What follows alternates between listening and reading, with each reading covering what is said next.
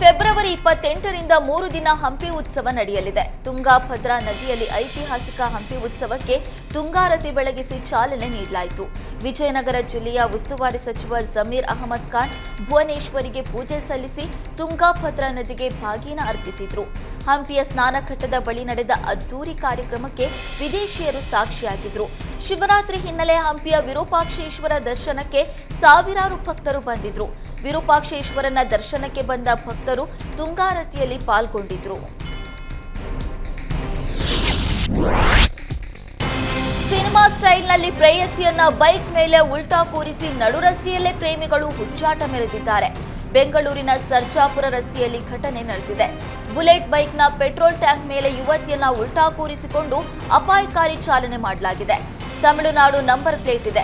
Social ಮೀಡಿಯಾದಲ್ಲಿ ಪ್ರೇಮಿಗಳ ಹುಚ್ಚಾಟದ video viral ಆಗಿದೆ. ಬೆಂಗಳೂರು ಪೊಲೀಸರನ್ನ ಟ್ಯಾಗ್ ಮಾಡಿ ಕ್ರಮ ಕೈಗೊಳ್ಳುವಂತೆ ಆಗ್ರಹಿಸಲಾಗಿದೆ.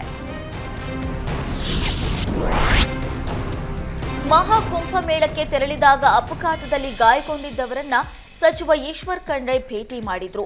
ನಗರದ ಬಿಮ್ಸ್ ಆಸ್ಪತ್ರೆಗೆ ಭೇಟಿ ನೀಡಿ ಚಿಕಿತ್ಸೆ ಪಡಿತಾ ಇರುವ ಗಾಯಾಳುಗಳ ಆರೋಗ್ಯ ವಿಚಾರಿಸಿದ್ರು.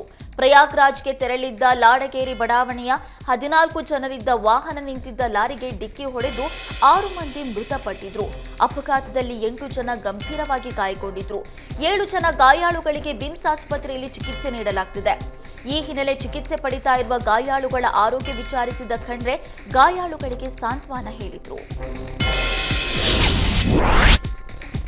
ಇದ್ದಕ್ಕಿದ್ದಂತೆ ರಸ್ತೆ ಬಾಯ್ಬಿಟ್ಟ ಕಾರಣ ಟಿಪ್ಪರ್ ಲಾರಿಯೊಂದು ನೆಲಕ್ಕಚ್ಚಿದ ಘಟನೆ ರಾಮನಗರದ ರೈಲ್ವೆ ಸ್ಟೇಷನ್ ಬಳಿ ನಡೆದಿದೆ. ಜೆಸಿಬಿ ಮೂಲಕ ಟಿಪ್ಪರ್ ಲಾರಿಯನ್ನ ಮೇಲಕ್ಕೆ ಎತ್ತಲಾಗಿದ್ದು, ಅವೈಜ್ಞಾನಿಕ ಕಾಮಗಾರಿ ಹಿನ್ನೆಲೆ ರಸ್ತೆ ಕುಸಿದಿದೆ ಎಂದು ಸ್ಥಳೀಯರು ಆರೋಪಿಸಿದ್ದಾರೆ. ಅದೃಷ್ಟವಶಾತ್ ಘಟನೆಯಲ್ಲಿ ಯಾವುದೇ ಪ್ರಾಣಹಾನಿ ಉಂಟಾಗಿಲ್ಲ. ಹಾರೋಹಳ್ಳಿ ಕೈಗಾರಿಕಾ ಪ್ರದೇಶದಲ್ಲಿ ಮತ್ತೊಂದು ಅಗ್ನಿ ಅವಘಡ ಸಂಭವಿಸಿದೆ. ಗಮ್ ತಯಾರಿಸುವ ವಸುಧಾ ಕಲರ್ಸ್ ಕಾರ್ಖಾನೆಯಲ್ಲಿ ಬೆಂಕಿ ಕಾಣಿಸಿಕೊಂಡಿದ್ದು ಲಕ್ಷಾಂತರ ರೂಪಾಯಿ ನಷ್ಟವಾಗಿದೆ. ಅದೃಷ್ಟವಶಾತ್ ಶಿವರಾತ್ರಿ ಹಬ್ಬ ಹಿನ್ನೆಲೆ ಕಾರ್ಖಾನೆಗೆ ರಜೆ ಇದ್ದ ಕಾರಣ ಭಾರಿ ಅನಾಹುತ ತಪ್ಪಿದೆ.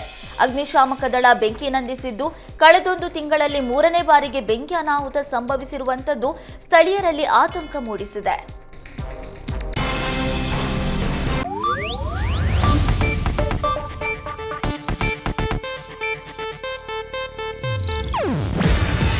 ಇದು ಏಷ್ಯಾನೆಟ್ ನ್ಯೂಸ್ ನೆಟ್ವರ್ಕ್ ಪ್ರಸ್ತುತಿ.